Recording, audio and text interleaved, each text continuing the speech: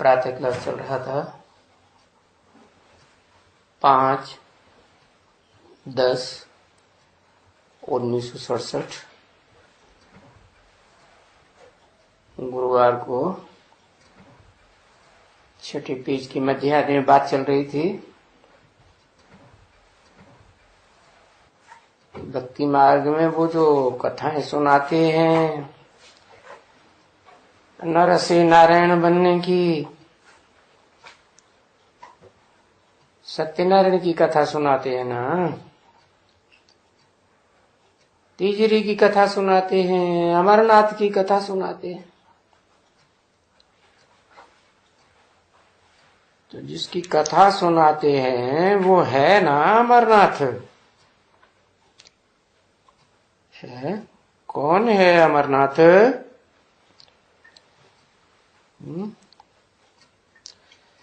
नाथ किसको नाथ लेता है? अमर को नाथ लेता है। अमर को नाथ लेने की क्या जरूरत? वो तो है ही अमर। तीनों काल में अमर है। कौन है? तीनों काल में अमर है जो मनुष्य सृष्टि का बाप। फिर उसको नाथने की क्या दरकार?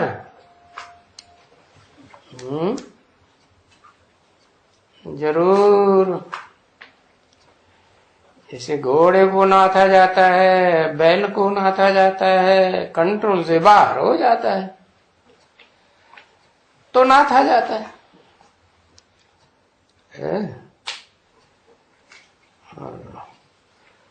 पति पत्नी की नाक में नाथ डालता है तो कंट्रोल से बाहर न हो जाए इसीलिए डालता है। तो ये भी अमरनाथ की कथा है। कौन हुआ अमरनाथ? कहेंगे शिव है अमरनाथ, जिसको कोई भी नहीं नाथने की जरूरत है, न कोई नाथ सकता है। वो तो है सदा, क्या है? सदा स्वस्थिति में रहने के कारण स्वतंत्र है। सदा स्वतंत्र है या कभी परतंत्र है? सदा स्वतंत्र है। तो जो सदा स्वतंत्र है किस आधार पर? कहेंगे आत्मिक स्थिति के आधार पर सदा स्वतंत्र है। और जिसको नाथता है वो सदा स्वतंत्र है? नहीं। क्यों नहीं स्वतंत्र है? क्योंकि देह अभिमानियों के संग के रंग में आते आते देह अभिमानियों की देह का सुख भोगते भोगते कैसा हो जाता है? महादेहाभिमानी हो जाता है। ये जो देह है, ये देह 5 जड़ तत्वों की बनी हुई है। तो जैसे कि आत्मा संग के रंग में आकर के टोटल पत्थर बुद्धि जड़त्वमयी बन जाती है। बुद्धि ऐसी बन जाएगी तो पत्थर बुद्धि कैसा काम करेगा? उल्टा ही काम करेगा ना। तो फिर वो अमरनाथ बाप शिव बाप को आना पड़ता है। आते हैं और पार्वती को वहां बैठ करके कथा सुनाते हैं। कहाँ कथा सुनाते हैं? है, कहते हैं यादगार मंदिर बनाया हुआ है बहुत ऊंचाई पर, वहां बर्फ ही जमी रहती है, बहुत ठंड, काहे की ठंड? पुरुषार्थ की बहुत ठंडी हो जाती है। ठंडा पुरुषार्थ हो जाता है या पुरुषार्थ में गर्मी रहती है? नहीं, बहुत गर्मी, बहुत ठंडी होती है। जहां ऊंची स्टेज में, उस ऊंची स्टेज में सब कोई पहुंच भी नहीं सकते। जैसे 3 देवताओं को सबसे ऊंचा दिखाते हैं, उन्होंने सबसे ऊंचा है कौन सी पुरी? कहते हैं शंकरपुरी। तो बहुत ऊंची पुरी है ना, है? कहां तक ऊंची है? कहां तक ऊंची है जहां आत्मलोक परम धाम, ऊंचे ते ऊंचा धाम, उसके बहुत नजदीक। तो ऐसी ऊंची स्टेज पर जब आत्मा की प्रैक्टिस पहुंचती है क्या? कैसी प्रैक्टिस? सदाकाल आत्मिक स्टेज। तो उसमें क्या अंतर पड़ता है? कोई संकल्प विकल्प नहीं, एक बाप दूसरा न कोई। तो वहां हमारा कथा सुनाई। क्या कथा सुनाई? तीनों काल की कथा सुनाई, भूत भविष्य वर्तमान। इस सृष्टि पर आत्मा कैसे कैसे पार्ट बजाती है वो बताया। कौन सी आत्मा है? जो भोगी आत्माओं के बीच कैसी आत्मा है? भोगी आत्माओं का बाप बीज है। तो कैसे कैसे ऑलराउंड पार्ट बजाया, सारी कथा बुद्धि में बैठती है। तो अपने ऊंच स्वरूप का अनुभव हो जाता है। किसको? पार्वती को नहीं, पार्वती को नहीं। कौन सी आत्मा को कहेंगे बीज रूप में पार्वती? किसे कहेंगे? बताया, शिव बाप ने बताया ना कि मैं जिस तन में मुकर्रर रूप से प्रवेश करता हूँ उसका नाम देता हूँ परम ब्रह्म। ऊंचते ऊंचे है ब्रह्म माने बड़े ते बड़ी माँ। तो कहते हैं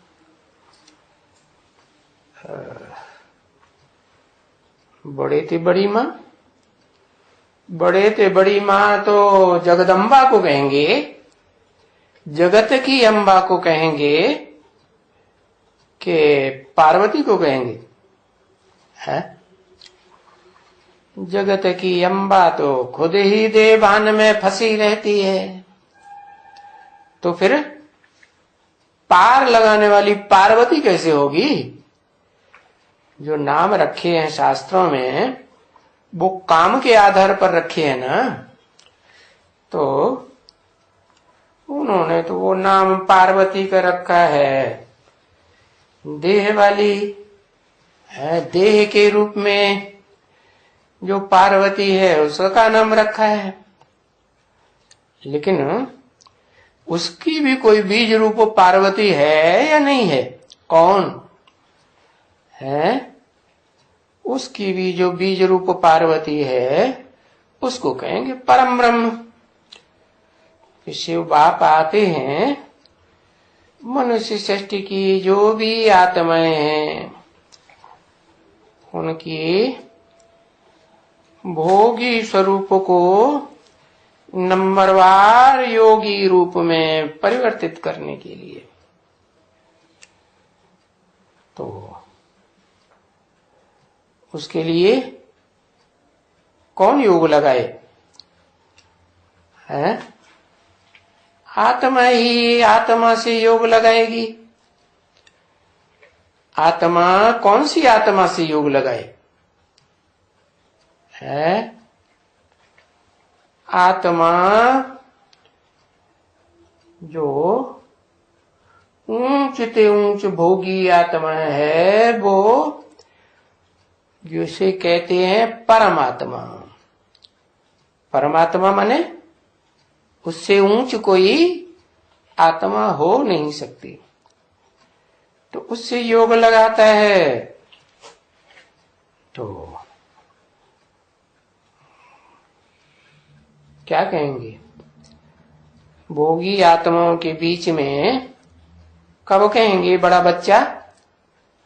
पहले पहले प्रत्यक्षता रूपी जन्म ले संसार में, सारे संसार की आत्माओं के बीच प्रत्यक्षता हो तो कहेंगे क्या कि बड़ा बच्चा।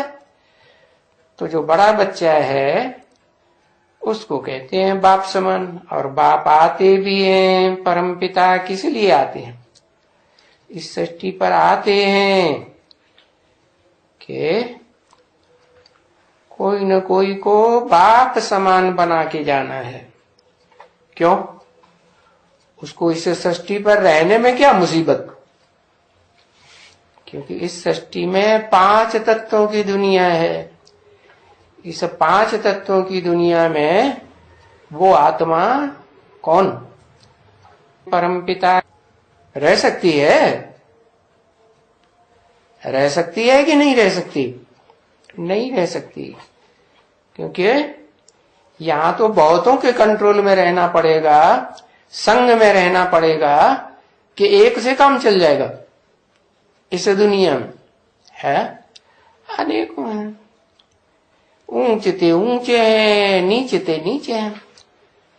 तो ऊंचते ऊंच आत्मा जो भोगी आत्माओं के बीच में सबसे ऊंचे है, उसको आप समान है निराकारी स्टेज में, निराकारी, निर्विकारी, निरहंकारी, अभोक्ता कि भोक्ता बनाना। क्या बना के जाते हैं? आप समान अभोक्ता बना के जाते हैं। और कर्ता कि अकर्ता? अरे कर्ता बना के जाते नहीं, अकर्ता बना के जाते। जन्मा कि अजन्मा है? हाँ, अजन्मा भी बना के जाते। कैसे अजन्मा है? आत्मा जन्म कब लेती है? एक तो अनिश्चय रूपी जन्म, अनिश्चय रूपी मृत्यु होती है तो जन्म होता है। कहते हैं ध्रुवम जन्म मृत्यस्य च, जन्म होता है तो मृत्यु भी होता है, मृत्यु होता है तो जन्म भी होता है। तो जन्म मरण के चक्र से न्यारी हो जाती है। तब कहते हैं क्या?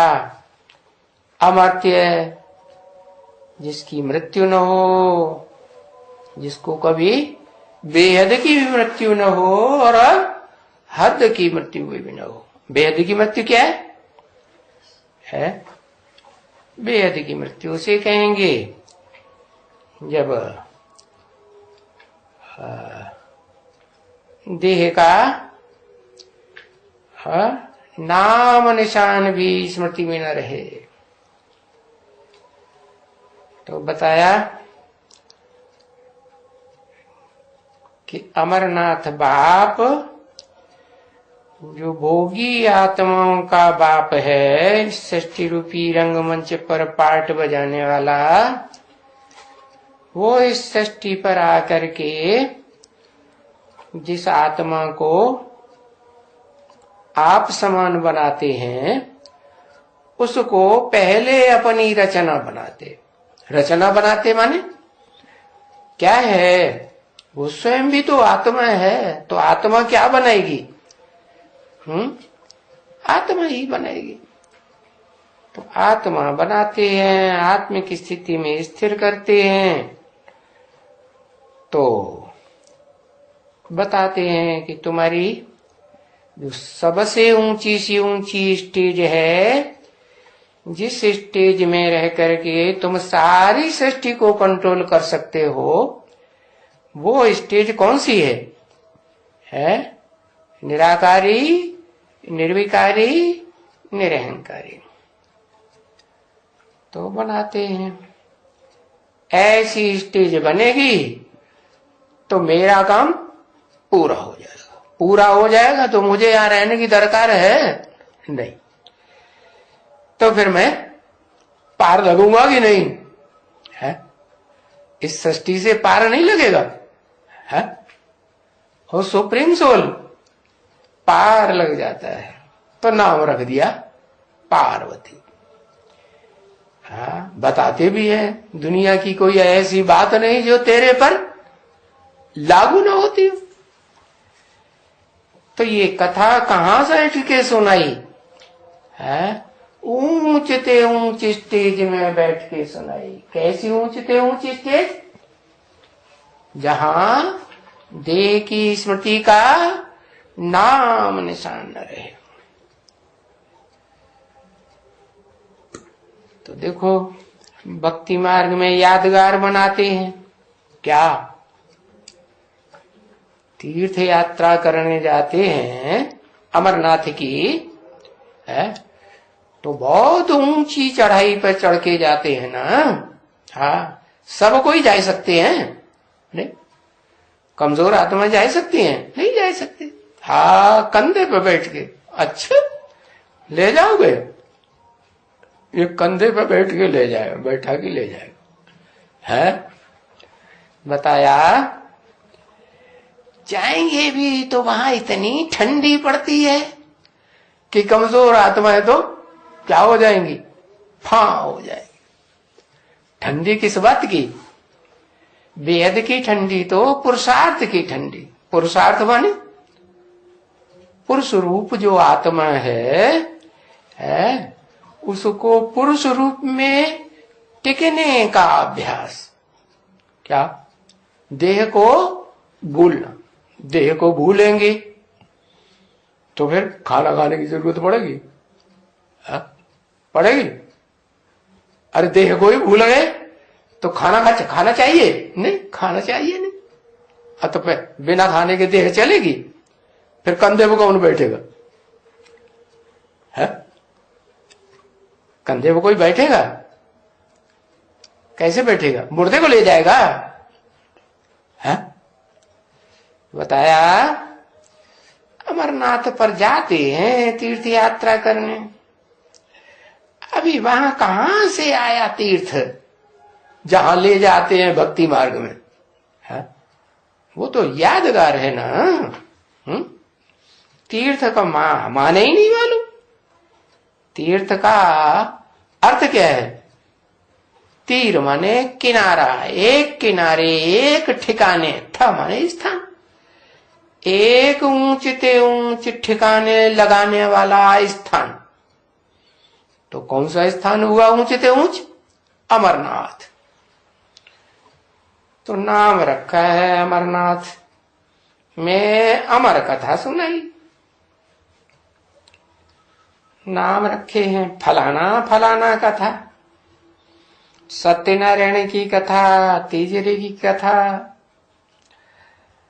अब ये भक्ति मार्ग में तो सभी झूठी कथाएं हैं। है क्या?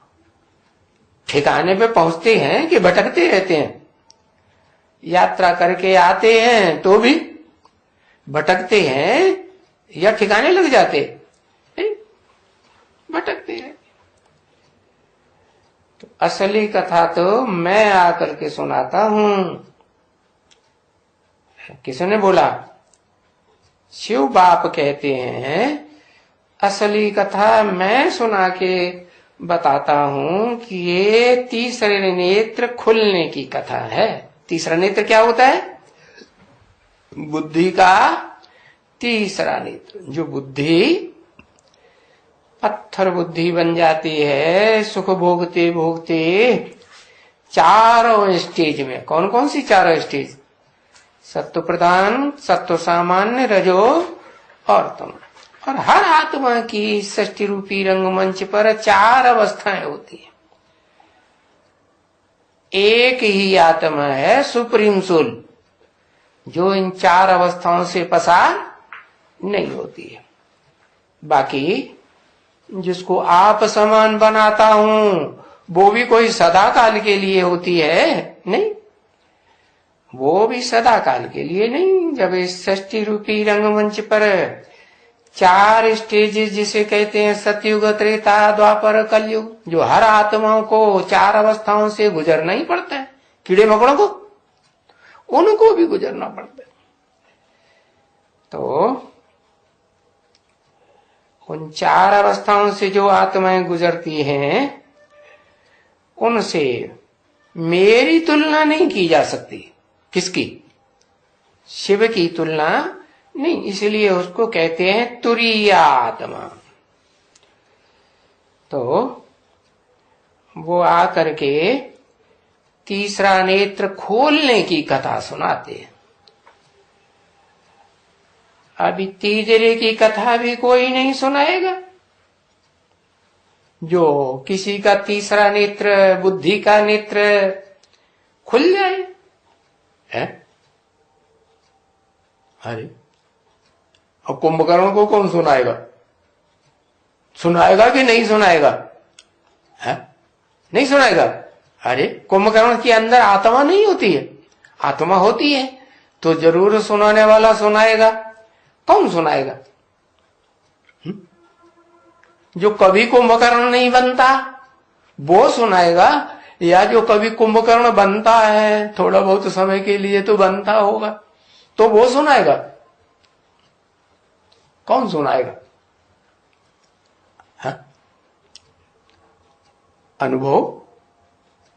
अनुभवी सुनाएगा। अच्छा, माने शिव बाप को कोई अनुभव नहीं? क्यों? वो इस सृष्टि पर आता ही नहीं। अरे आता ही नहीं? क्या एक ही शरीर में प्रवेश करता है और एक से काम नहीं चल सकता? जो ऑलराउंड पार्ट बजाता है तो उसकी शूटिंग कैसे कराएगा? चारों युगों में से कैसी शूटिंग कराएगा? शूटिंग कराएगा तो उसको अनुभव होगा कि नहीं? उसमें प्रवेश करता है कि नहीं? नहीं प्रवेश करता है तो संग के रंग में रहता नहीं। अरे अनासक्त होके रहता है, लेकिन रहता तो है ना, उसे जानकारी नहीं होती। जानकारी होती है। तो बताया कि ये तीसरा नेत्र खुलने की जो कथा है और दुनिया में कोई नहीं सुना सकता, और मैं सुनाता हूं वो भी एक को सुनाता हूं।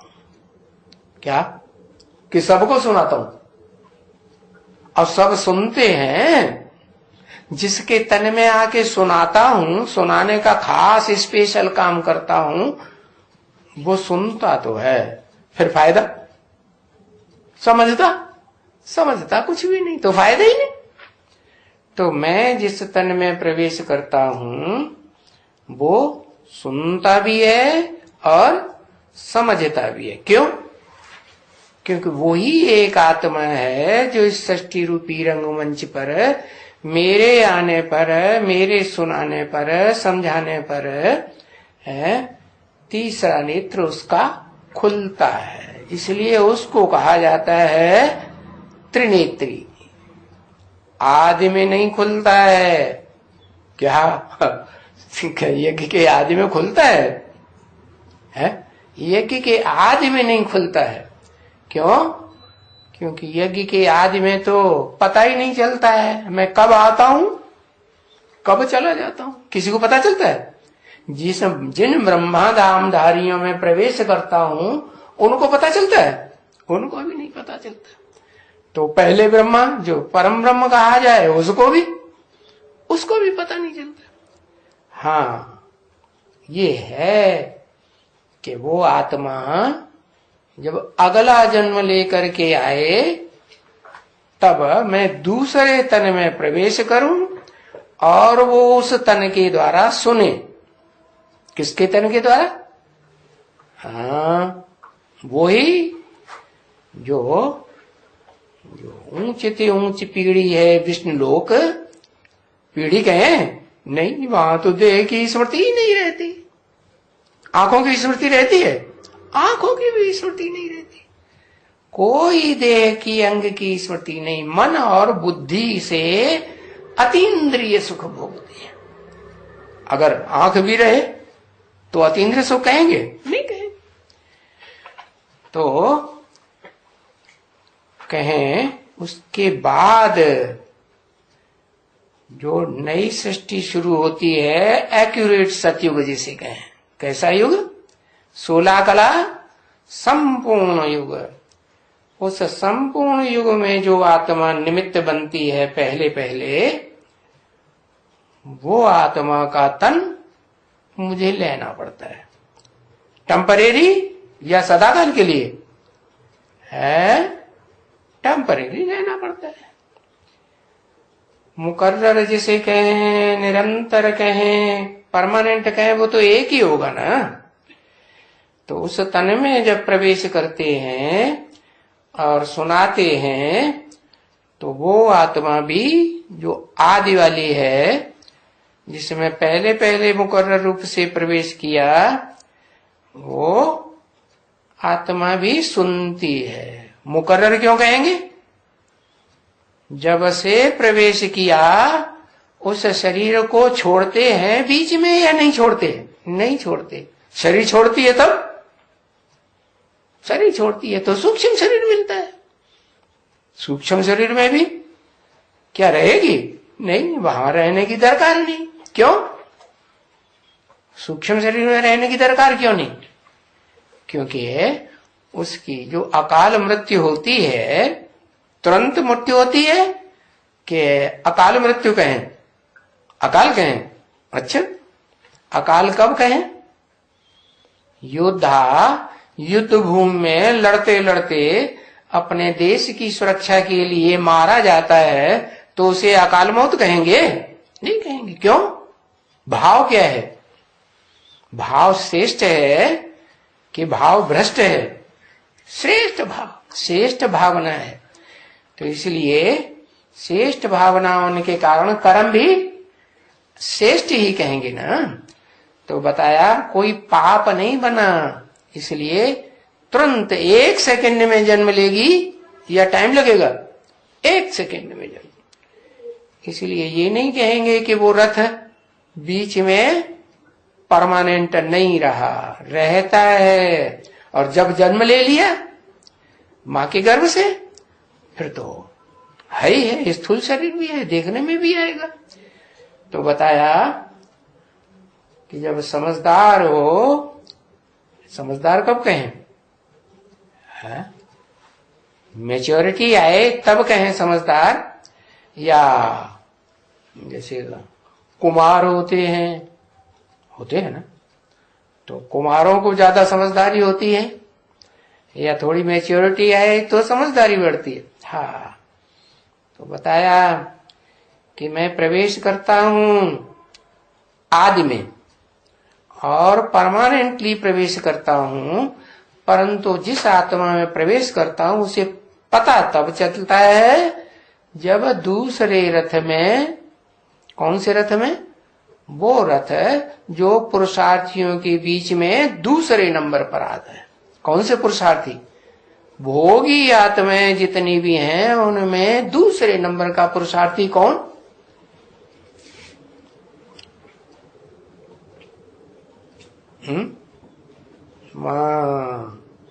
लक्ष्मी। अच्छा, तो लक्ष्मी का पद कहां बनता होगा? लक्ष्मी वाली आत्मा कहां पद पाएगी? कौन से युग में? ऊंच ते ऊंच पद, जिससे ऊंच पद उस युग में कोई न हो। विष्णुलोक में ऊंचे ऊंचे पद है, उसके ऊंचे, उसके ऊपर उसका पति नहीं है। अरे बता,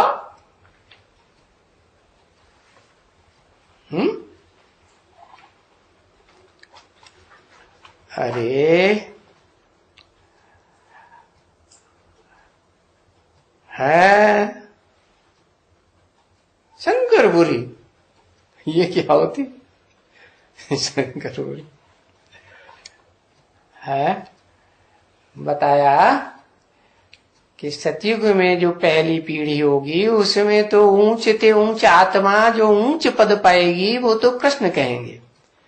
और उसके बाद कौन सा युग आता है? त्रेता युग। उस त्रेता युग में ऊंचते ऊंच जन्म किसका कहा जाएगा? है त्रेता में कौन सी आत्मा?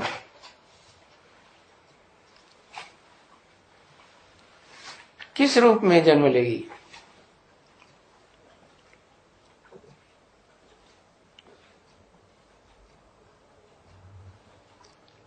हाँ, राम वाली आत्मा जन्म लेगी।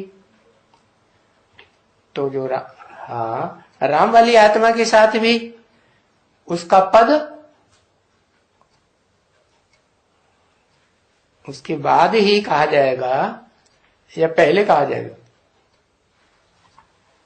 पहले कहा जाएगा। हाँ, बाद में ही कहा जाएगा ना। तो बताया कि अव्वल नंबर पार्वती भी वही जो बीज है मनुष्य सृष्टि का, और द्वयम नंबर पार्वती भी कौन? अगर कहें सतयुग का कृष्ण तो बात नहीं बनेगी। क्यों? क्यों नहीं बनेगी? इसलिए नहीं बनेगी कि बाप के साथ बच्चा जन्म जरूर लेता है संगम में। बाप और बच्चे का जन्म इकट्ठा है। जैसे शिव बाप की प्रत्यक्षता संसार में हो और उसका बच्चा आदम की प्रत्यक्षता हो तो साथ साथ होगी या आगे पीछे होगी? साथ साथ होगी।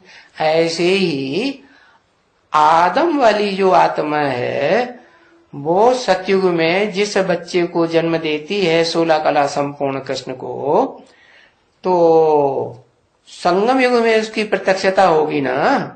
संगम में प्रत्यक्षता होगी तो साथ साथ प्रत्यक्षता होगी या बाद में प्रत्यक्षता होगी? साथ साथ प्रत्यक्षता होगी। शिव बाप की प्रत्यक्षता और राम बाप की प्रत्यक्षता और कृष्ण बच्चे की प्रत्यक्षता, तीनों की इकट्ठी होगी या आगे पीछे होगी? है तीनों की प्रत्यक्षता। तो फिर सत्युगी कृष्ण वाली आत्मा, दादा लेखराज वाली आत्मा को पार्वती होना चाहिए। क्यों? क्यों नहीं होना चाहिए?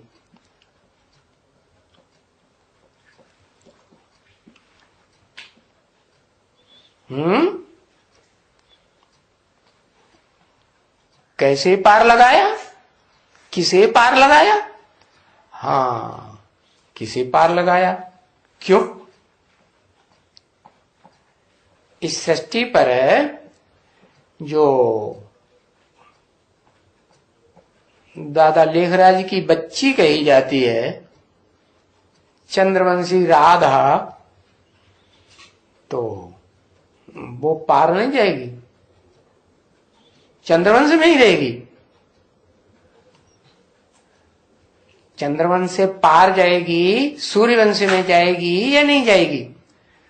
अपन से ऊंच कुल में जाएगी या नहीं जाएगी? तो पार लगाया ना।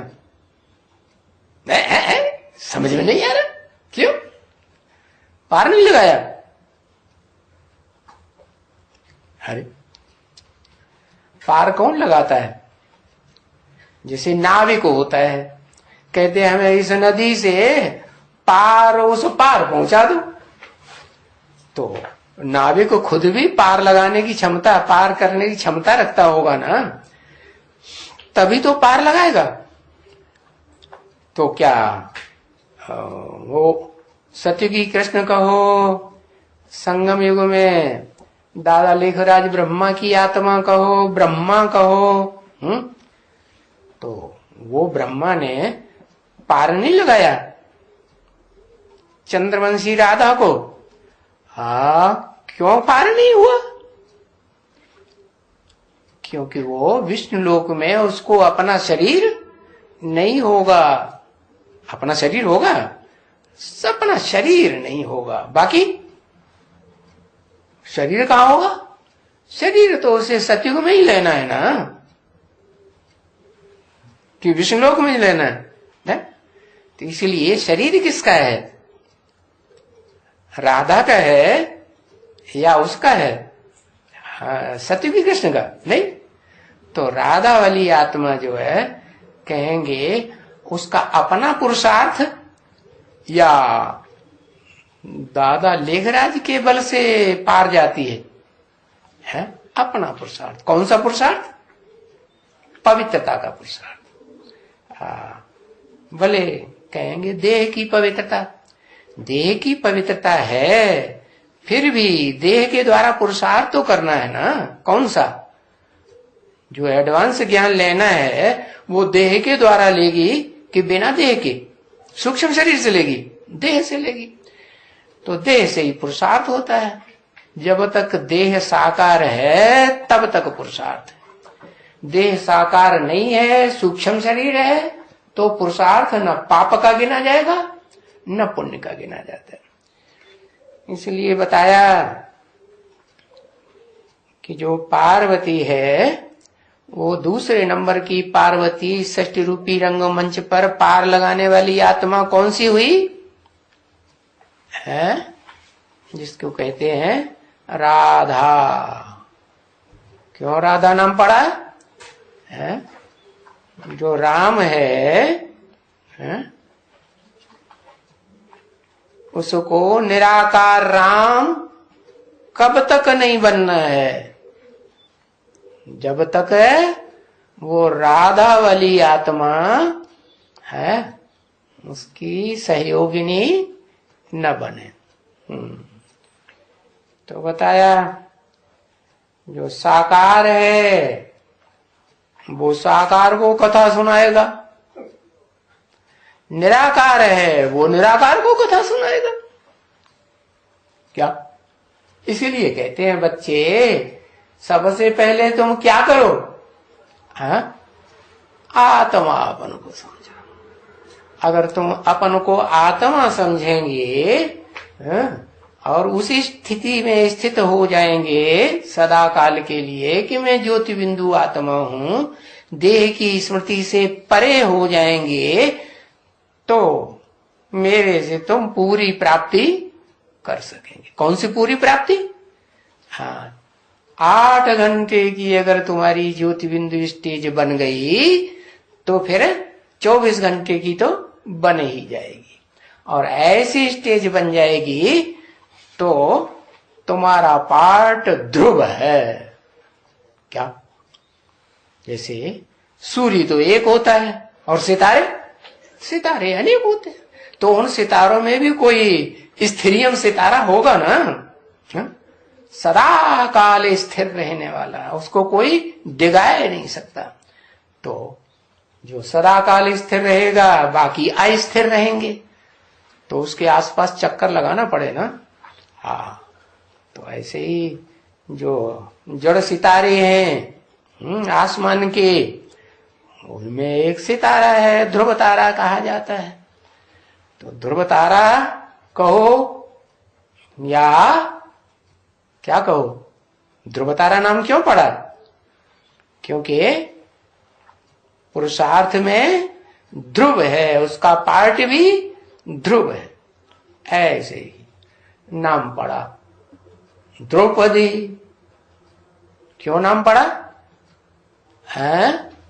ध्रुवपदी से बिगड़ करके बना द्रौपदी। ध्रुवपदी माने उसका पद ध्रुव है, उसको कोई टाल नहीं सकता। नैया भले कितनी भी हिलेगी डुलेगी, नैया शरीर रूपी नैया ना। हाँ, बोले काठ की नवैया है, कठ बुद्धि है, बुद्धि कैसी भी है तो भी है वो आखिरी स्टेज क्या है साकार में है? कौन सी स्टेज है? जब शिव बाप आते हैं इस सृष्टि पर, जिस मनुष्य सृष्टि में मुकर्रर रूप से प्रवेश करते हैं ज्ञान का अखूट भंडार देने के लिए, तो उस आत्मा की अंत में लागत कहाँ लगी हुई होती है? लगाव कहाँ होता है? कहाँ होता है लगाव? अरे हाँ, वही बड़बोली माता में लगाव होता है कि नहीं? हाँ, तो वाक देवी जिसे कहा जाता है, वाचा की देवी। काहे की देवी? वाचा देह का अंग है कि अनंग है? हाँ, देह का अंग। अनंग तो वही है जिसको अंग की स्मृति रहती ही नहीं। किसको? किसको नहीं रहती? देह अंग की ये स्मृति, देह की स्मृति है? अरे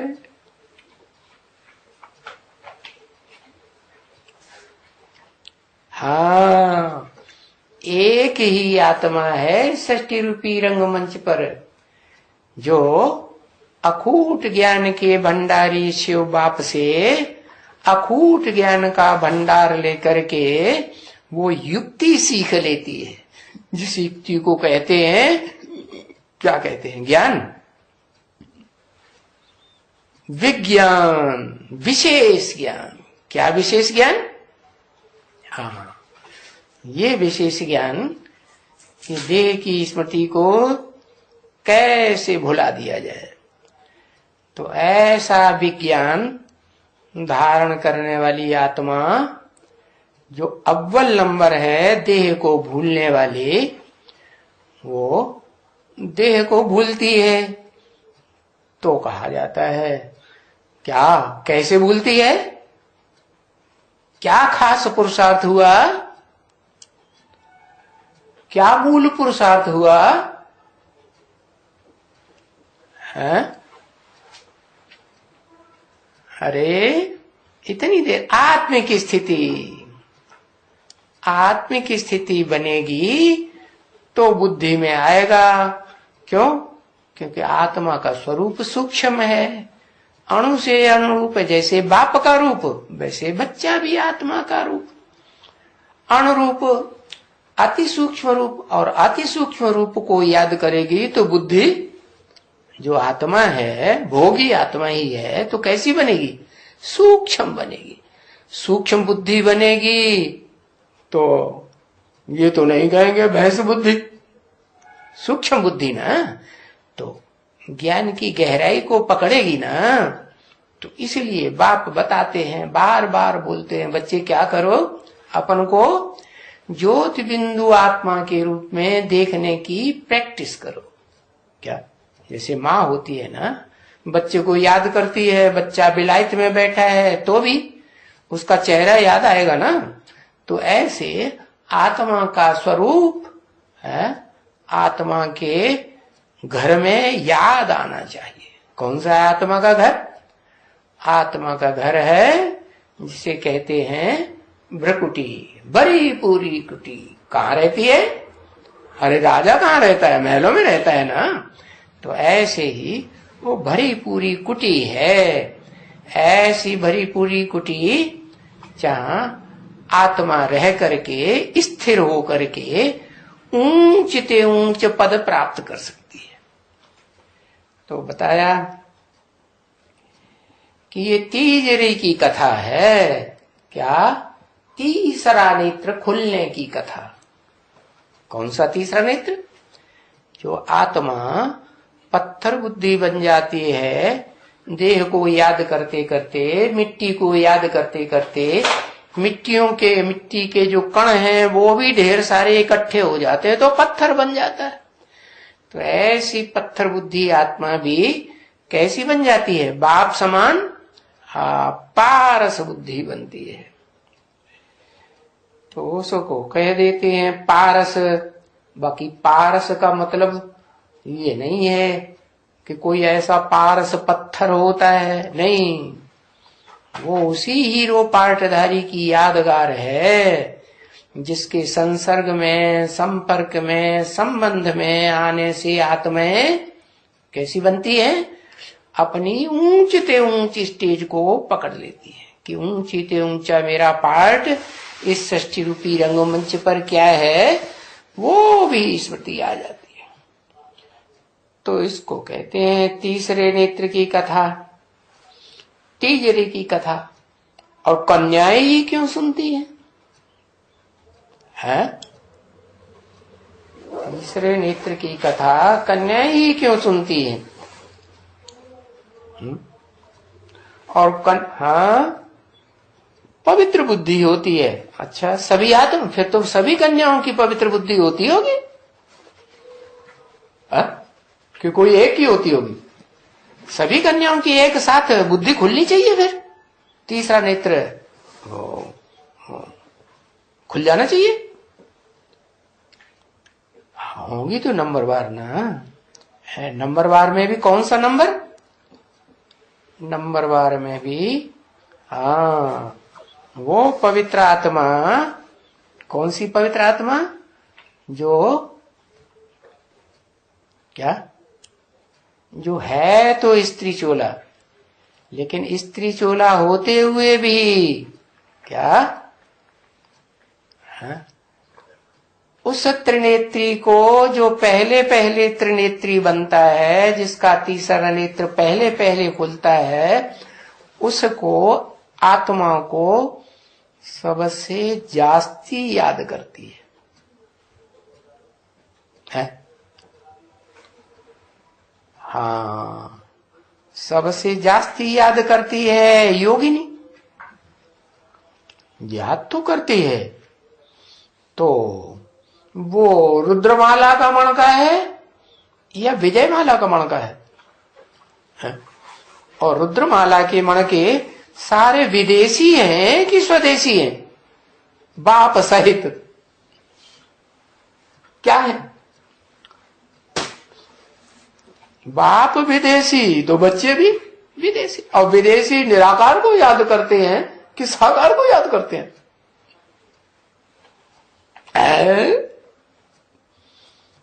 किसको याद करते? विदेशी तो निराकार को याद करते। तो निराकार को याद करते तो निराकारी ही बनेंगे। किसको क्या बनेंगे? निराकारी बनेंगे।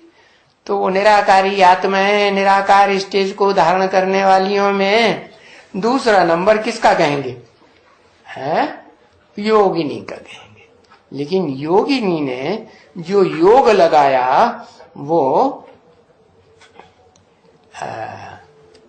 प्रैक्टिकल कहेंगे। निराकार आत्मा का निराकार के साथ योग लगे तो प्रैक्टिकल कहेंगे, या प्रैक्टिकल तब कहेंगे जब शरीर हो। हाँ, शरीर हो तब प्रैक्टिकल कर्म करे, क्योंकि निराकार आत्मा को कहा जाता है। प्रकृति को क्या कार्यशील कौन होती है? प्रकृति कार्यशील होती है कि निराकार आत्मा कार्यशील होती है? कर्ता कौन है, अकर्ता कौन है? दोनों में। हाँ, निराकार आत्मा क्या है? कर्ता या अकर्ता? निराकार आत्मा तो अकर्ता है, क्योंकि निराकार आत्माओं का बाप भी अकर्ता है। इस सृष्टि रूपी रंगमंच की भले भोगी आत्माएं हैं, वो भी संपन्न निराकारी स्टेज धारण करेंगी, निराकारी धाम की वासी बनेंगी, तो कुछ करेंगी। हाँ, तो कर्ता हुई कि अकर्ता हुई? अकर्ता हुई। तो करती धरती फिर कौन है? कहेंगे प्रकृति, प्रकृष्टकृति। क्या? तो वो पहले नंबर प्रकृति बताओ कौन है?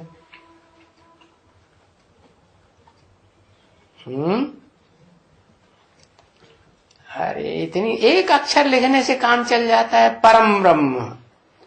लेकिन जो परम ब्रह्म प्रकृति है, उसका जो शरीर रूपी रथ है, वो भी ज्योति रूप बन जाता है कि साकारी रहता है? कैसा हो जाता है? ज्योति स्वरूप है या साकारी है? लाइट का गोला बन जाता है। हाँ, भले वो लाइट का गोला जो है, लाइट भी देखने में आती है या नहीं आती है? अरे बताओ, लिखो ना, आती है कि नहीं? आया ना?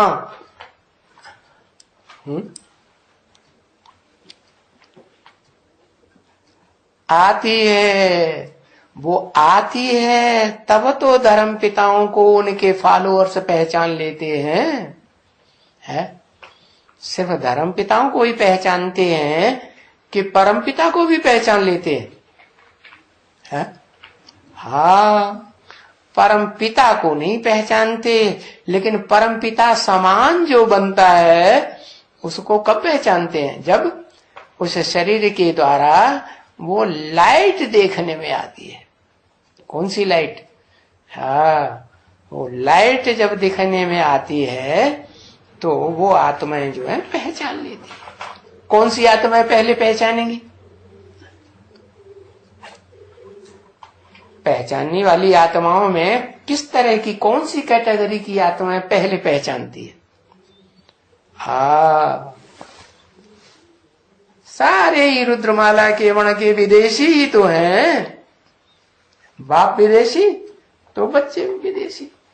तो वो रुद्रमाला की आत्माएं भी नंबरवार हैं कि एक जैसी है, वो भी नंबरवार। उनके भी 10 ग्रुप बटे हुए हैं। कितने?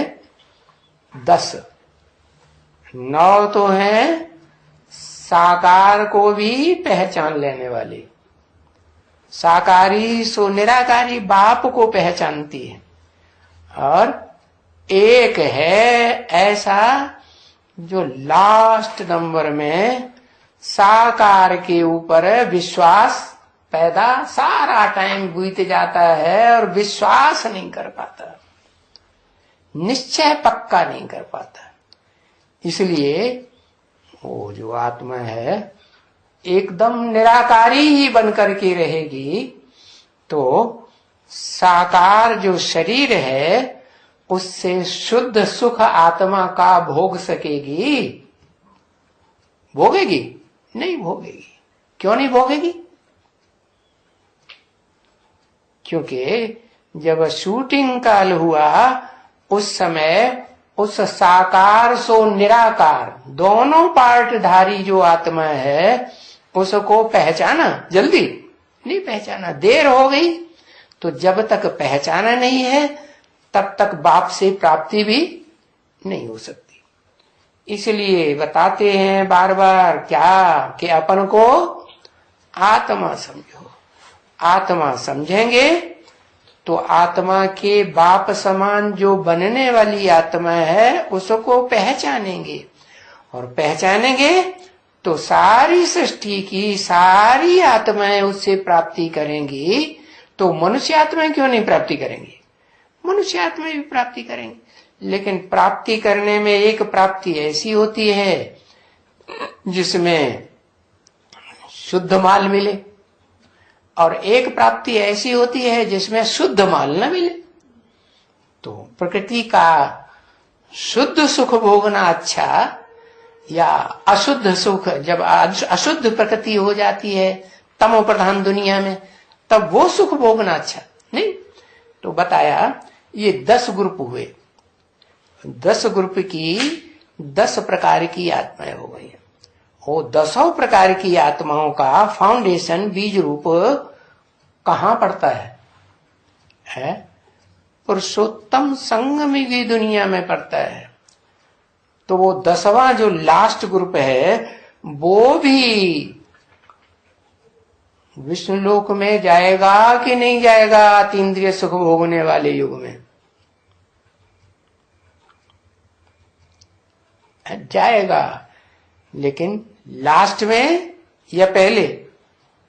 लास्ट में जाएगा। तो बताया कि तीसरा नेत्र कौन सा हुआ?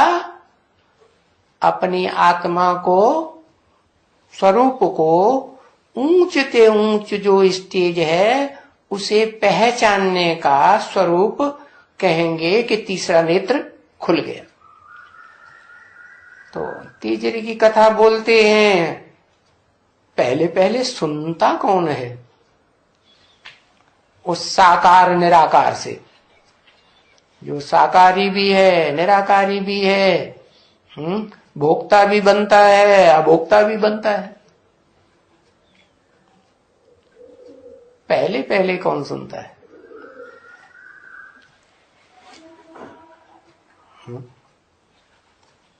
पहले पहले ब्रह्मा बाबा सुनता है। लक्ष्मी सुनती है, सुनती भी है और साथ साथ लास्ट में आने के कारण फास्ट जाती है या धीमी गति होती है?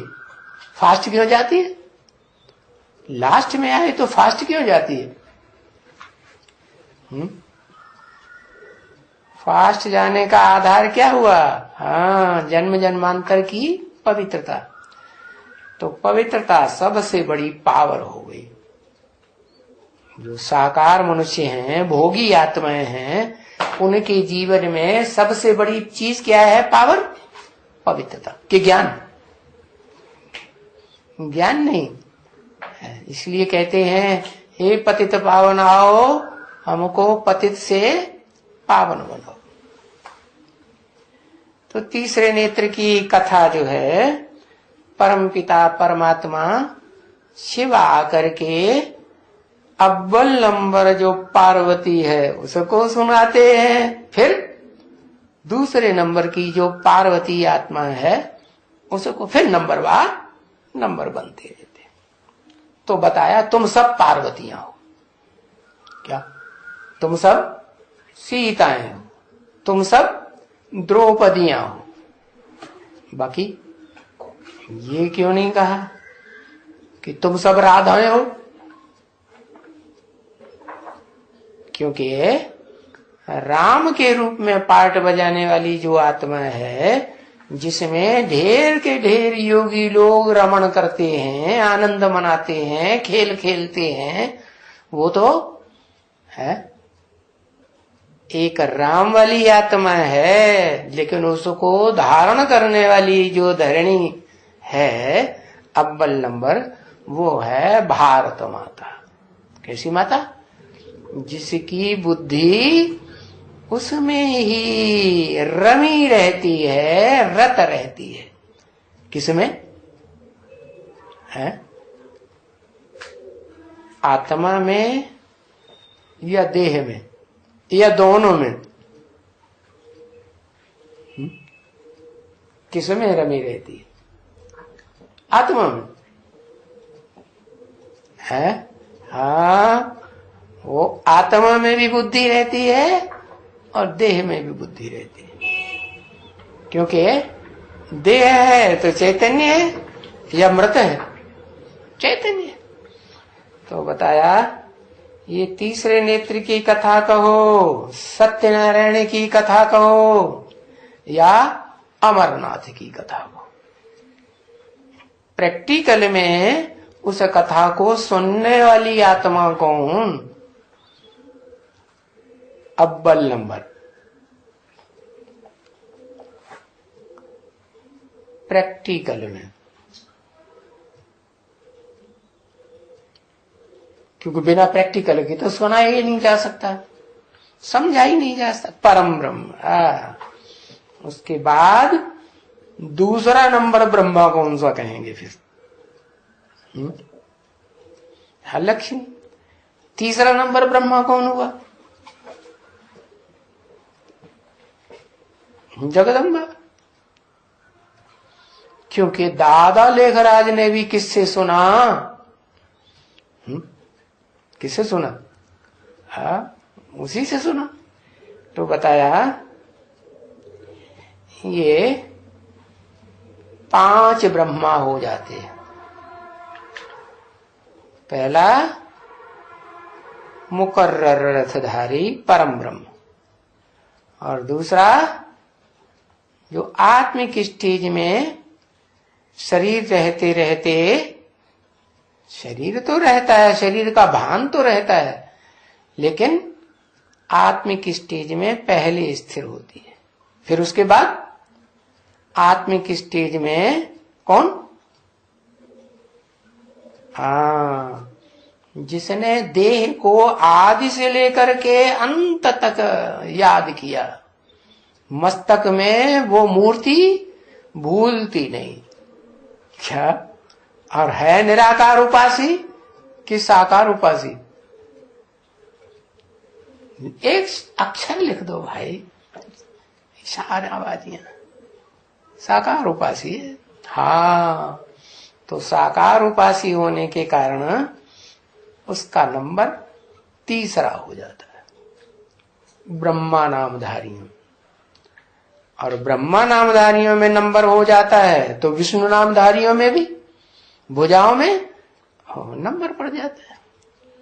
तो बताया कि बाप आकर के ये जो कथाएं गाई जाती हैं भक्ति मार्ग में, सत्यनारायण की कथा, अमरनाथ की कथा, तीजरी की कथा, वो बाप आकर के जो ऊंच ते ऊंच बाप है, आत्माओं का बाप, परम पिता कहा जाता है, जिसका कोई बाप नहीं, सब बापों का बाप, वो आकर के सुनाते हैं। ओम शांति।